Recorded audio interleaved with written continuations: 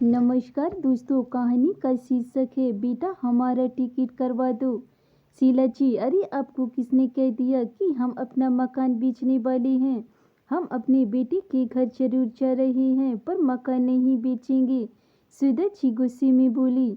अरे नहीं बहन, थोड़ी उड़ती उड़ती बातें सुनाई दी थी कान में तो मैंने सोचा चलो मिल भी लूँ और पूछ भी लूँ। नहीं नहीं शीला जी, इस घर में पूरी जिंदगी बिता दी, अपनी मेहनत की कमाई से जिसे बनवाया उसको अपने जीते जी नहीं बेचूंगी। समीर के पापा भी यही चाहते हैं। बनारस शहर में मकान कुछ ही लोगों का होता है और हमारे कई रिश्तेदार भी यही हैं। यही सब बातें सुन थोड़ी देर में शीला जी चाय पीकर चली गई। रात में दोनों अनिल जी और बस सुधा जी सोने के लिए बिस्तर पर लेट गए। अनिल जी करवट बदल रही थी। सुधा जी बोली, नींद नहीं आ रही क्या? हाँ, अब बेटे ने आकर अपने पास रहने को कह दिया। हम अपना घर छोड़कर रह पाएंगे क्या सुधा? हम लोग क्यों बीमार रहने लगे? देखो सुधा, मैं अपनी दवा करा कर ठीक होती ही अपने घर आ जाऊंगा। दुखी मन से बोले। अरे अनिल जी, आप इतना विचलित क्यों हो रहे हैं? बेटे ने इतने प्यार से टिकट भेज कर बुलाया है तो जाना तो पड़ेगा ना। यही तो, तभी तो मैं भी मना नहीं कर पाया। कल का टिकट है। अनिल जी भारी मन से बोले। अपने सारे जरूरी सामान रख ली सुधा? थोड़ी देर में अनिल जी ने पूछा। हाँ रख लिया, और अपने लड्डू गोपाल जी भी। शादी के बाद से मैं अभी तक उनकी सेवा कर रही थी, इसलिए इनको भी अपने साथ रख लिया। इन्होंने ही मेरी जिंदगी इतने आराम से बिना कोई विपदा के चलाया है। अगले दिन की ट्रेन पकड़ कर सुधा जी व अनिल जी अब न जाने कब तक के लिए अपने घर को छोड़ बेटे के घर मुंबई रहने चले गए। समीर ने मुंबई शहर में एक 3 कमरे का फ्लैट ले रखा था। उसमें समीर, सुभी व उनकी 2 प्यारे प्यारे बच्चे रहते थे, काजल और अभी। जब दोनों छोटे थे तो साथ रहते थे, पर अब गेस्ट रूम खाली रहने से दोनों ने एक एक कमरे ले लिए थे। सुभी ने 9 साल की काजल को बोला कि मैंने तुम्हारा सामान अभी भैया के कमरे में शिफ्ट कर दिया है और अब तुम हमारे कमरे में आकर रहना। पर मम्मा, अब तो मैं बड़ी हो गई, मैं कई महीने से वहाँ रह रही थी। कोई बात नहीं बेटा, अब आपके दादा दादी वहाँ रहेंगे। ठीक है मम्मा, मैं आपके कमरे में आ जाऊंगी। काजल सुबी के साथ रहना शुरू कर दी। समीर और सुबी दोनों एक ही ऑफिस में काम करते थे। वह सुबह निकल जाते और शाम तक वापस आते। घर में काम वालों की कमी नहीं थी। सफाई, बर्तनों, खाना बनाने के लिए सुबी ने काम वाली बाई लगा रखी थी।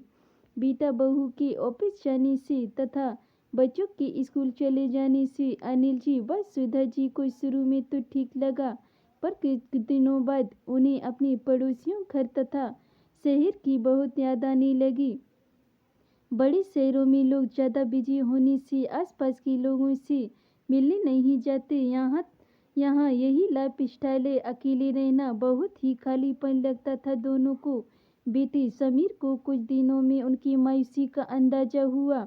उसने बोला, आपकी उम्र के लोग नीचे सोसाइटी में बहुत टहलते हैं, आप लोग भी चले जाया करिए। अगले दिन से दोनों लोग वॉक पर जाने लगे। धीरे धीरे उनके दोस्त बनने लगे तथा उनका मन लगने लगा। एक दिन अनिल जी अपने कुछ दोस्तों को लेकर घर पर आ गए।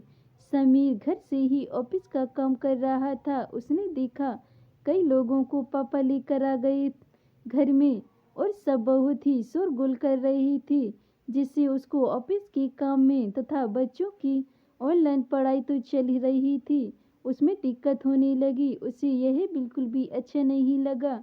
2-4 बार ऐसे और होते ही उसने पापा से बोल दिया, पापा आप इन लोगों से नीचे ही मिल लिया करें, ऊपर लाने की कोई ज़रूरत नहीं। यहाँ कोई किसी को अपने घर नहीं बुलाता। पर बेटा, अब ऐसे ही तो हमारा समय बीतेगा। जब हम उन्हें बुलाएंगे तभी तो वह हमें बुलाएंगे। नहीं पापा, यह सब छोटे शहर में ही होता है। बड़े शहरों में लोग अपने काम से काम रखते हैं। वैसे भी बनारस में आसपास सारे अपने रिश्तेदार होने से वह अक्सर आकर मिल लिया करती थी। आपको लोगों से जितना मिलना है आप नीचे ही मिले या फ़ोन पर बात कर लिया करिए। समीर इस तरह से उखड़ कर बोला। अनिल जी, बस श्रीधर जी को बिल्कुल भी अच्छा नहीं लगा। उस रात वही दोनों ठीक से सो नहीं पाए। उन्हें लग रहा था कि उन्होंने यहाँ रहने का सोच के कुछ गलत तो नहीं किया। उनका मन किया कि जल्द अपने घर चले जाएं, पर सोचा कि अभी कहेंगे तो बेटे को बुरा लगेगा। सुधर जी का भी मन कम लगा। न करने को कोई काम, न किसी से मिलना जुलना, बस फोन पर ही अपने रिश्तेदारों और दोस्तों से बातों में लगी रहती। एक दिन फोन पर बात कर रही थी, सुभी ने सुन लिया। बाद में उसने भी टोकती हुई बोली, मेरी घर की बात आप किसी को भी न बताया करें। सुधा जी भी मायूस रह गई। बहुत बंदापन व अनजानापन लगने लगा था उस घर में। ऐसा लगा कि खूब सुख सुविधाएं तो हैं, पर अपनी इच्छाओं पर किसी ने लगाम लगा दिया हो। तभी एक दिन लैंडलाइन पर बनारस जहाँ उनका घर था वहाँ से फोन आया। सौभाग्य से समीर के व्यस्त रहने से अनिल जी ने फोन उठा लिया। फोन करने वाले ने बताया कि मैं प्रॉपर्टी डीलर बोल रहा हूँ। आपके मकान की बहुत अच्छे दाम मिल रहे हैं समीर जी। मैं अनिल बोल रहा हूँ, समीर जी के पापा ने बोला। प्रॉपर्टी डीलर बोला, मुझे समीर जी से बात करनी है। अनिल जी बोले, कौन से मकान की बात कर रहे हो? अरे, जो लौरा बीर पर है। समीर जी ने बोला था, कस्टमर ढूंढने के लिए बहुत ही मोटी पार्टी मिली है। सुनते ही अनिल जी को मानो काटो तो खून नहीं, उनकी जान बचती थी उस मकान में। उन्होंने तुरंत गुस्से से तेज आवाज में बोला, नहीं, हमें कोई मकान नहीं बेचना। कहे फोन काट दिया उनकी तेज आवाज से। समीर बाद सुधा जी दौड़े हुए आई। क्या हुआ पापा? अनिल जी की सांसें फूलने लगी। वह वहीं निठाल सोफे पर होकर बैठ गए। बताइए, किसका फोन था पापा? समीर जी घबराहट में प्रश्न पर प्रश्न किए जा रहा था। सुधा जी दौड़ के पानी लेने गई।